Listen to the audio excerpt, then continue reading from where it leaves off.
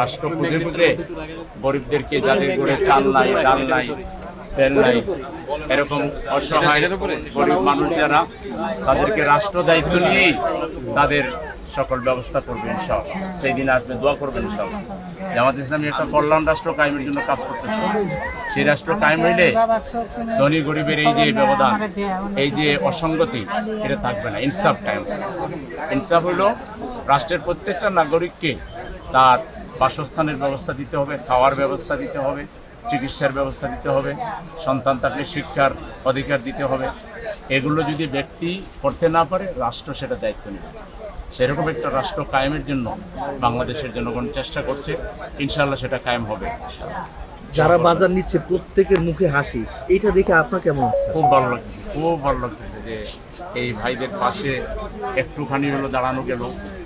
অসহায়ের পাশে দাঁড়ানো। আল্লাহ বলছেন যে ইমানের পরেই মানুষকে মানবতার কল্যাণের জন্য কাজ করতে পারে। সূরা বাকারার 177 নম্বর আয়াত আপনারা কোট করতে পারেন।